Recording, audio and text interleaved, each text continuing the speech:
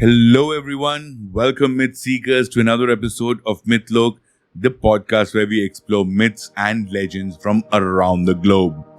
This is your host, Nitin Nair, and today we're diving deep into Philippine mythology to meet Amanikable, the god of the sea.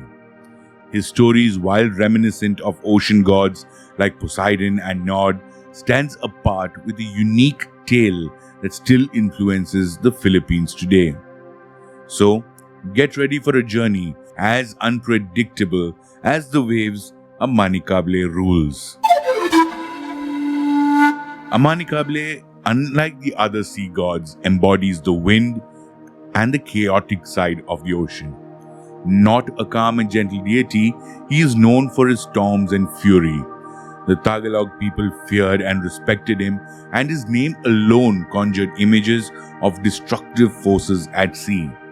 His story, rooted in emotions of heartbreak and vengeance, goes beyond the storms, symbolizing the volatile nature of human emotion.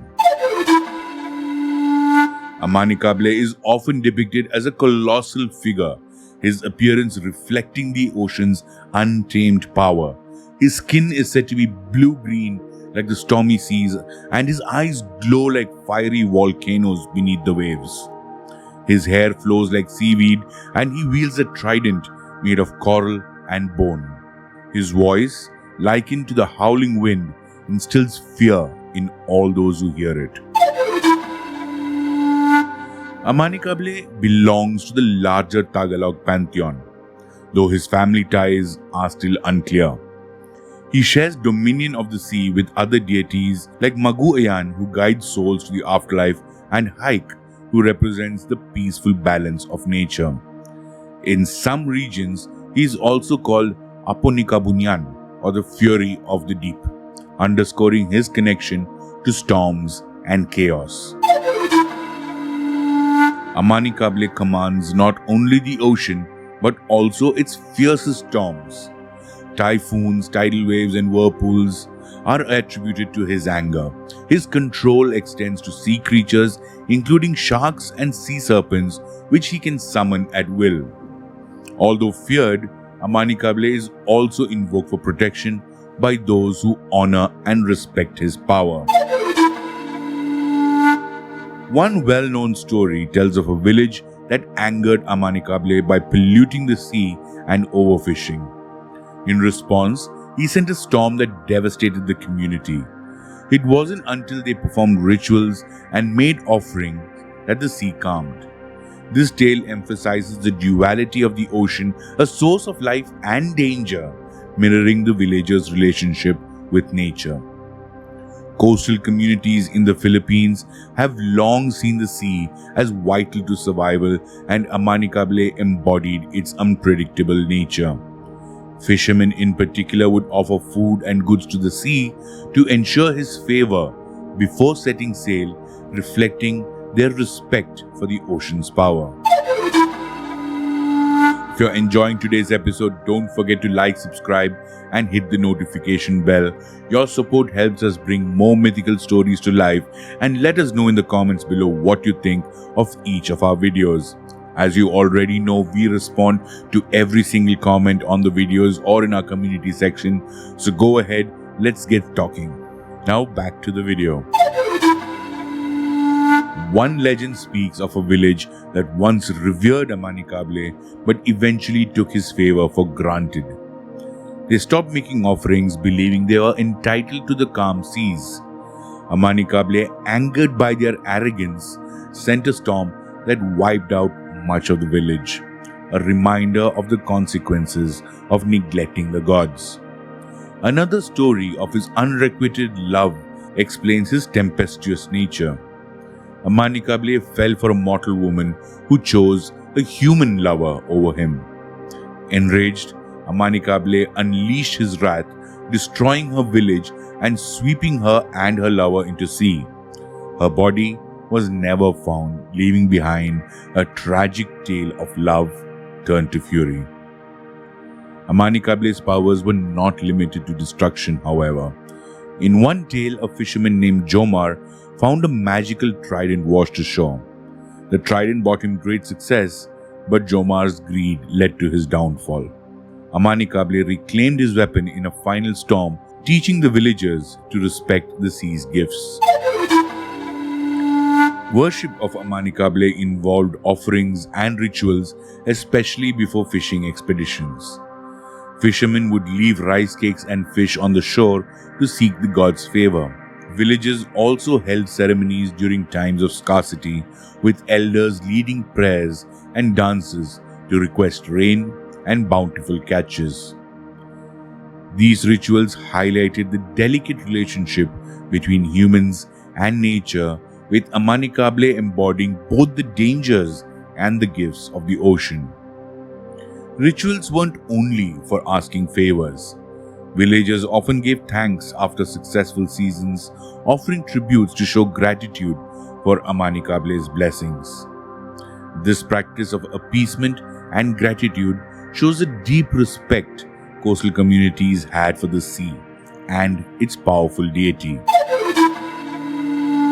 Amani Kable's myth highlights the complex relationship between humans and the sea.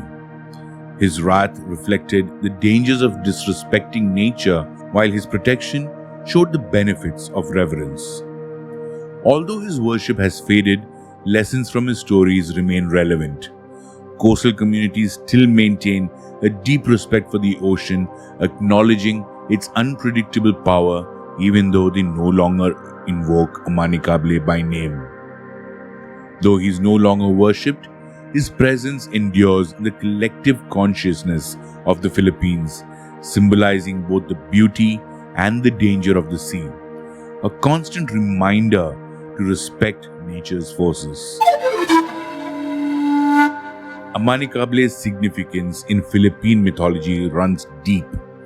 His presence symbolizes the unpredictability of the sea, both life-giving and dangerous. For the ancient Tagalog people, the ocean was everything.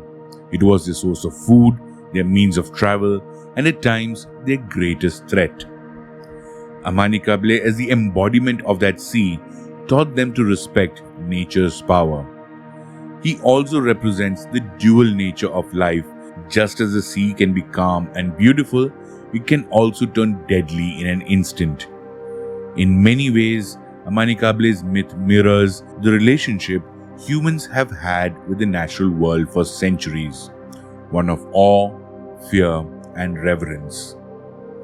While the worship of Amani Kable may have faded over time, his lessons continue to resonate. In the Philippines, particularly in coastal areas, there is still a strong respect for the sea. Fishermen today might not leave offerings to Amani Kable, but the reverence for the ocean and its unpredictable nature persists. This cultural connection to the sea is a testament to the enduring influence of Amani Kable's mythology. Today, his presence lingers in the cultural consciousness of the Philippines. While he may not be actively worshipped as he once was, his legacy is alive in folk stories passed down through generations. In coastal towns, you'll still hear fishermen whispering his name during typhoon season. There's almost an instinctive respect for the sea's untamed power, perhaps a subconscious nod to his wrath. In modern times, he has found his way into various forms of media. He appeared in local literature, comic books, and even as a character in video games that explore the rich tapestry of Filipino myths. His representation often emphasizes his unpredictability and power, reminding us of the constant battle between humanity and the forces of nature. So as we navigate our way back to shore, here's something for you to think about. What if Amani Kable still lingers in the hearts of those who live by the sea? Could it be that in every storm, every tidal wave, we are still feeling the echoes of this ancient god's anger? How do modern beliefs about nature and climate reflect these older myths? This has been your host Nitin Nair, and I hope you enjoyed this journey through the stormy waters of Philippine mythology. Remember to subscribe, like, and share this with your friends.